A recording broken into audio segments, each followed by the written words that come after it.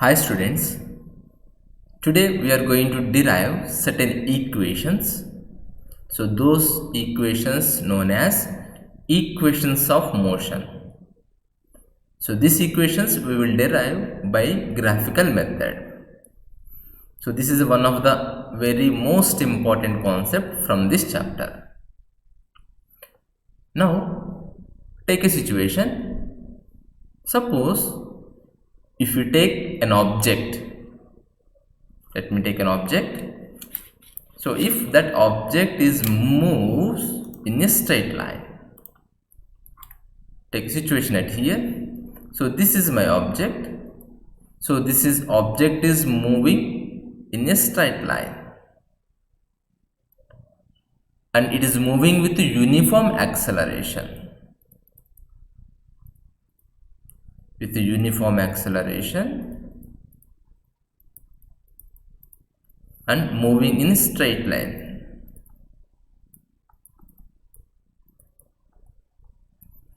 So in that situation, if we need to relate what is the acceleration of this object and what is the velocity of this object and how much distance it covered and what is the time taken to cover the distance, it means we need to relate certain quantities. So in that, first one is acceleration and the second one is final velocity and distance s and time. If we can relate these quantities for a uniformly moving object in a straight line, to relate these quantities, if we have any mathematical equations, it means suppose if you have like these equations at here, so these equations, these three is known as equations of motion. So these three equations will help us to derive easily the relation between final velocity to initial velocity and acceleration and all these four parameters, which makes us to calculate one each component. So these equations only known as equations of motions. And today's class we will derive this equation of motions one by one by using graphical method. So to derive these equations, here we are using velocity time graph. So this is the graph which is given NCERT. So by using this velocity time graph, we will derive the equations of motions by graphical method. Very easy concept and very important concept. Let us derive the first equation of motion. To derive the first equation of motion, so I would like to redraw the graph which is given there.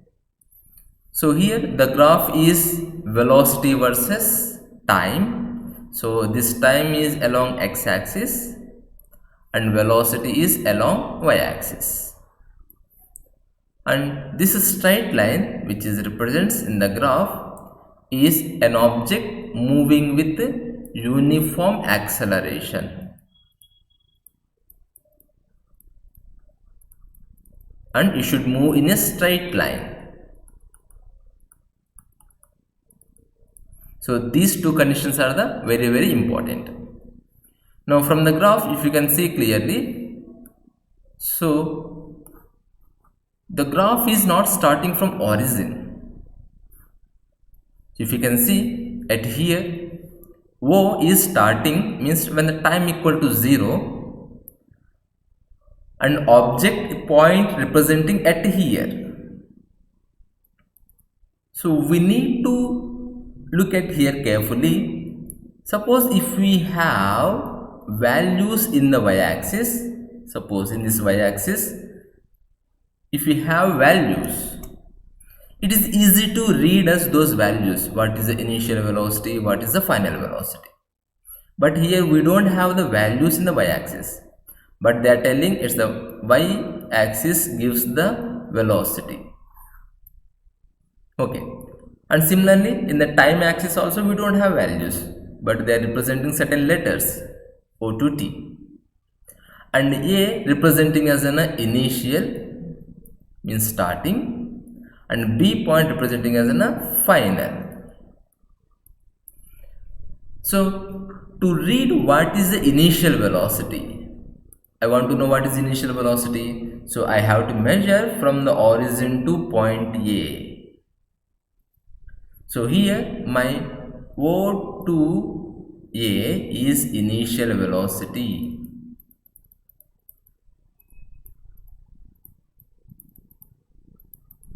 What its value from the graph? Its value is u. So I can write that as u. Now to read the final velocity value, so the B corresponding point at here, so this is the B point. Now if I draw a line from here to there, from B point to velocity, so let me draw with perfect line. Suppose if I draw and the B point is touching at here, so this tells about the final velocity. So I want to read the what is the final velocity values. For that I can take from the origin and I will measure from here to up to here what is the final velocity. So I can write at here O to B, that is final velocity. Its value equal to V. So this is the method how to read that values from the graph. Understand it carefully. So here we don't have the numbers, but we are having letters. O to A measures the initial velocity and O to B measures the final velocity. Now on the y-axis we measured. Now we need to measure on the x-axis. To reach from point A to B, it means the object is moving from initial point A to a final point B. So to reach one point to another point, it should take certain time. So what is the time taken to reach from O to A? So that we can measure from the graph. The time taken from the reach from the O to A equal to O to T. So its value T itself. So time taken, I can write time taken, that is O to T equal to T. Its units in seconds. Now I hope you know how to read these values. Once if you know how to read or how to measure these values from the graph, it is easy to derive the equation further. It's very important for us how to identify those values from the graph.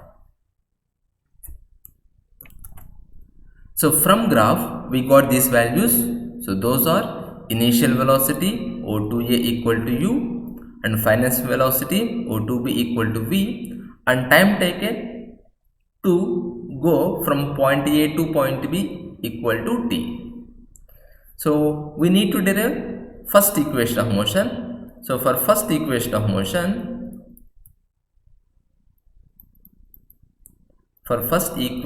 motion, now here we need to relate by using a formula. So to derive this relation, I would like to take acceleration formula. The acceleration formula equal to change in velocity upon time taken. So we already know that from velocity time graph we can easily calculate acceleration. So to derive first equation of motion, we need to use acceleration formula. Acceleration A equal to change in velocity upon time taken. So if you can write this formula separately. What is the change in velocity? Change in velocity you can write obviously final velocity minus initial velocity upon time taken. So this is the original formula of acceleration, final velocity minus initial velocity upon time taken. So from the above equations, if you can substitute what is the final velocity and what is the initial velocity, what is the time taken.